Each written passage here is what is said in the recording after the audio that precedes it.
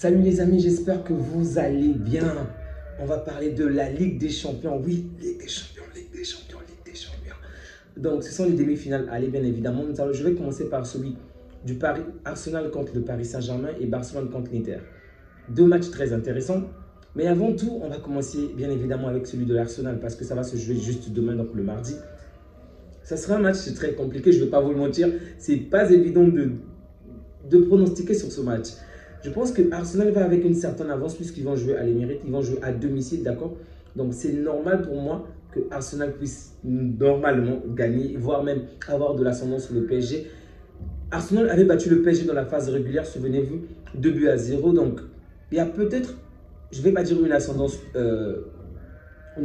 on va dire peut-être morale ou mentale, mais il y a quelque chose au moins, il y a une certaine rassurance. C'est vrai, le PSG n'est plus du tout la même équipe. Au début de saison, c'était une équipe catastrophique. Et aujourd'hui, c'est une équipe qui est plus cohérente, où il y a un véritable système de jeu, une véritable compréhension du placement. Okay, on va dire une symbiose offensive. Avant, il n'y avait pas tout cela. Aujourd'hui, le PSG a beaucoup plus d'armes que Arsenal. Ça, je l'avoue. Je trouve que le PSG est mieux armé que Arsenal.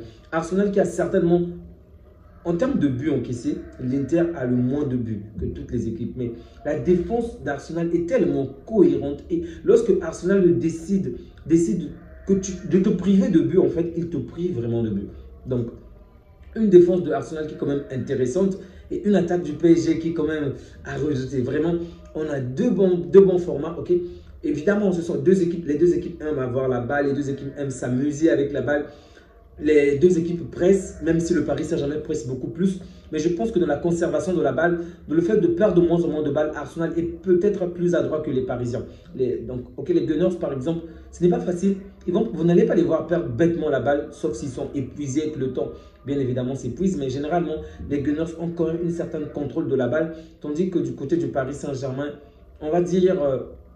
étant donné qu'ils vont presser, qu'ils vont de nombreuses fois récupérer la balle, il y a peut-être moins de bonne qualité. Ok, donc de temps en temps, ils vont se perdre bêtement la balle. Ça, c'est également compréhensible vu toute l'énergie qu'ils vont dépenser dans ce match. Donc, il y a énormément de qualités qui vont être confrontées. Luis Enrique qui va affronter un autre Espagnol. Donc, après Emery, il a affronté Guardiola, Emery, qui d'autre? Oui, finalement, avec Arteta. Ça sera chaud. Ça sera vraiment chaud parce que Arteta, lui, ça sera son retour au Paris Saint-Germain. Il a joué pendant une courte période, je crois, une saison ou deux au Paris Saint-Germain. Donc, il va jouer contre son ancien club, l'un de ses anciens clubs, parce que dans le cœur, c'est le Barça avant tout. C'est les Gunners, ensuite le Barça pour lui. Mais bon, ça serait très intéressant parce que les deux équipes ont un magnifique jeu. Ok, c'est pas comme certaines équipes qui vont perdre le temps avec la balle ou vont juste jouer la carte défensive, un peu comme l'Inter. Mais même l'Inter, c'est différent en termes de placement. Mais bon, on va vraiment apprécier le match, ok? Je pense que ça sera un match fermé, peut-être moins intéressant que celui contre le Real ou celui contre Liverpool, mais ça sera un match intense. Et l'avantage de Arsenal, c'est que, comme je disais, la défense est très bonne et en plus, ils vont jouer chez eux. Donc, non seulement ils vont faire le jeu, mais j'aime le pragmatisme d'Arsenal dans la mesure où l'équipe de Luis Enrique doit presser, encore et encore, encore et encore. Lorsqu'ils vont baisser, lorsqu'ils ne sont pas au meilleur de leur forme, un peu comme le Barça, facilement vous pouvez faire du mal à cette équipe.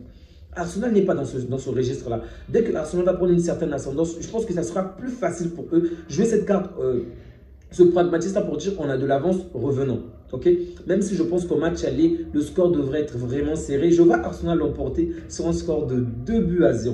S'ils commettent encore une petite erreur, ça sera 2-1. Mais je vois plutôt Arsenal l'emporter, en toute sincérité. Au match aller, 2-0 en faveur de Arsenal. Et au match retour... Et donc, je disais, je vois Arsenal l'emporter 2-0 au match aller. Au match retour, je pense qu'on va en parler plus tard, d'accord? Dans la prochaine vidéo qui se fera juste avant les matchs retour. Mais pour moi, le match aller, Arsenal doit l'emporter. Et le Paris Saint-Germain, de son côté, doit juste éviter un score fleuve. Vraiment, à un but d'écart, je pense que c'est possible. 2 buts d'écart, les choses se compliquent un tout petit peu. Mais encore, c'est possible parce que cette équipe de Luis Enrique, à maintes reprises, est revenue et a vraiment fait la différence. Donc, évidemment, ça serait préférable pour les Parisiens de gagner le match aller. Mais je pense que ça ne serait pas non plus catastrophique s'ils perdaient sur un but d'écart ou même 2 buts d'écart. Parce qu'à l'extérieur, Arsenal n'est pas si forte que ça. Okay? Et ce que je crains plus par rapport à Arsenal, c'est ce manque d'expérience en Ligue des Champions. C'est vrai qu'ils ont déjà joué la finale. C'est vrai qu'ils ont déjà était en demi-finale, je crois, en 2009. Ouais, je crois, ouais. Mais Arsenal a passé beaucoup d'années sans jouer la Ligue des Champions. Ok, donc il y a un certain manque d'expérience dans ce domaine-là. Et le Paris Saint-Germain l'a répété tellement de fois ces dernières années, 4 fois sur 6, je crois. Ça, c'est le premier point. Le deuxième point, on le voit souvent dans des grands matchs. Arsenal perd parfois le nord contre des grands. Du moins, pas contre les grands, mais quand, on va dire, les enjeux deviennent très importants. C'est vrai, ça peut se justifier par le fait que certains joueurs étaient blessés la saison où il a perdu le titre face à City à la dernière minute, ou lorsqu'elle finit encore troisième ou deuxième encore. Ça peut se jouer sur des petits détails. Ce que je comprends, il y avait énormément de blessés par-ci, par-là, mais il faut parfois te surpasser en fait. C'est juste ça. Il faut parfois trouver, et bien évidemment cette saison, je pense qu'ils ont quand même dépassé ce niveau-là parce qu'ils ont pas mal de joueurs blessés, pas mal de joueurs qui ne pourront pas être là, mais ils arrivent quand même à gagner en plus avec de la qualité. Donc cette saison, c'est vrai qu'ils ont quand même dépassé ce niveau, mais je crains toujours ce Arsenal-là lorsque les enjeux deviennent décisifs, lorsque les enjeux deviennent très importants. Arsenal peut parfois faire du n'importe quoi. C'est souvent ce Arsenal-là que moi je crains. Donc, je me dis, du moins, pour eux, ça pourrait être fatal en fait. Mais je vois bien Arsenal l'emporter sur le premier match. Là, je parle du match aller. 2-0, voire 2-1. Ok, mais pas perdre, même pas faire un match nul. Vraiment pas. S'il faut un match nul, je pense que ça sera plus compliqué pour eux parce que le Paris Saint-Germain à domicile, c'est quand même fort. Sans semblable, le Paris Saint-Germain à domicile, c'est pas évident. Ok, les amis, on va passer au match du Barça. Allez, allez, allez, allez, allez. Le match du Barça. Évidemment, on va jouer à domicile. Donc, je pense qu'à domicile, on va certainement s'imposer sur un score de un instant. Du côté de l'Inter de Milan, on a remarqué qu'il y a déjà 2 joueurs qui ne seront pas là apparemment. Je crois que c'est Lautaro Martinez sera là. C'est Thuram qui ne sera pas là. Et on défonce Pavard. Apparemment, Pavard avait une toute petite blessure pendant le match contre l'AC Roma. Donc, il est possible qu'il soit de retour, ça je ne sais pas. Mais normalement, il est out pour le match aller. Il est possible qu'il soit de retour pour le match retour, mais pour le match aller, c'est out. Donc, c'est déjà un avantage pour nous, ok?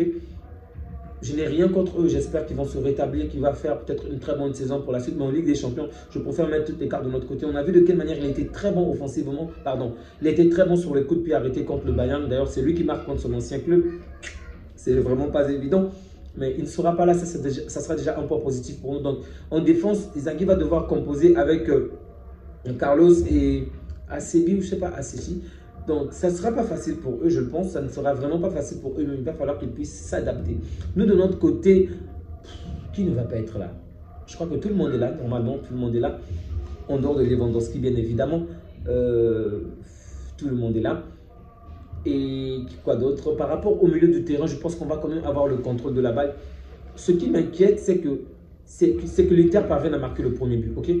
C'est vrai que nous, on va toujours presser, presser, presser. Et Lamine Yamal l'a encore dit la fois dernière, ils ont cette assurance-là pour savoir que même lorsqu'ils prennent un but, ils peuvent encore gagner. Même lorsqu'ils prennent un but, ils peuvent encore tout faire pour renverser le match. Ok, un but, 2 buts, c'est bon, mais on n'a pas non plus joué contre la meilleure défense. Ok, ça sera comme, on va dire, la lance contre le bouclier. Ok, donc la meilleure attaque contre la meilleure défense vont s'affronter le mercredi. Et ça sera très intéressant, mais j'espère de tout cœur, vraiment là, je vous dis de tout cœur, qu'on ne prendra aucun but. Okay? Au pire des cas, si on prend un but, on doit au moins avoir l'écart de 2 buts. Parce qu'au match retour, tout peut se produire. Évidemment, tout peut se produire au match retour à San Siro. Donc, il va falloir qu'au match aller, qu'on éteigne vraiment l'adversaire, qu'on mette au minimum 2 buts d'écart. Bon, la défense de Barcelone également ne me rassure pas totalement parce que c'est vrai contre le Real, on a quand même été bon, même si le coup de pied arrêté de Mbappé vient tout gâcher. Et le coup franc de Mbappé vient tout gâcher. Et le coup de pied arrêté de la tête de Tchouaméni vient également, on va dire, détruire les choses de nos programmes. Mais il y avait ce problème, je veux dire. Le positionnement était quand même déjà assez bon, ok, pour Gérard Martin déjà, qui m'inquiète puisqu'il n'a pas énormément joué. Donc, c'est normal qu'il ne puisse peut-être pas bien se positionner que les autres. Mais moi, ce qui m'inquiète un peu, parce que l'Inter va peut-être passer avec 1 ou 2 touches. Ils vont bien jouer la carte défensive, mais lorsqu'ils décident de sortir la balle, c'est très facile pour l'Inter de sortir. Et ils ne vont pas se taper, je ne sais pas moi, 15 ou 15, 17 passes comme nous, quelquefois on le fait. Mais 3, 4 touches de balle, ils vont directement se retrouver dans notre camp. Bon, la bonne nouvelle de la soirée, c'est déjà le fait que ces derniers jours, l'Inter est sur une mauvaise lancée. Pas mal de matchs où ils n'ont pas réussi à marquer un seul but. Je crois qu'ils doivent être sur la 3e série ou la 4e série de matchs sans marquer le moindre but. Ils prennent des défaites ou des matchs nuls. Ça, c'est intéressant pour dire qu'ils sont sur une mauvaise lancée. Espérons qu'on va davantage vraiment les enterrer pendant ce match-là. Mais bon, j'espère de tout cœur que l'on va s'imposer facilement, donc avec un score de au minimum 3 buts à 1 ou 3-0. Pour moi, c'est ça. Si jamais on parvient à marquer 3 buts et que l'Inter n'en marque pas, c'est le meilleur scénario pour moi. Mais si jamais un scénario catastrophique devait se produire, il faudrait que ça soit avec au moins 2 buts d'écart. Si c'est plus de 2 buts d'écart, je pense que ça risque d'être compliqué pour nous. Je ne le dis pas parce que l'Inter sera le meilleur à San Siro. Bien évidemment, ils vont avoir tout le public derrière eux, tout le soutien nécessaire. Évidemment, je suis conscient de cela, mais moi, ce qui m'inquiète, c'est par rapport à tous nos matchs que nous allons enchaîner. Okay? En fait, l'équipe est déjà épuisée. On le voit. Il y a certaines fatigues, il y a certains relâchements dans certaines périodes du match. Donc, il va vraiment falloir que l'on puisse rapidement éteindre le match, que l'on puisse rapidement créer une certaine avance pour qu'au match retour, qu'on puisse jouer avec un tout petit peu de sérénité. D'accord. Je crains également que le score soit trop grand comme le match contre le Bayern, contre Dortmund, excusez-moi, de peur qu'au match retour qu'on fasse du n'importe quoi et que l'Inter de son côté puisse au moins marquer des buts. Parce que le Dortmund a quand même manqué d'efficacité. Guirassy n'a pas été efficace dans certaines actions. Ce qui ne veut pas dire que Lautaro va l'être.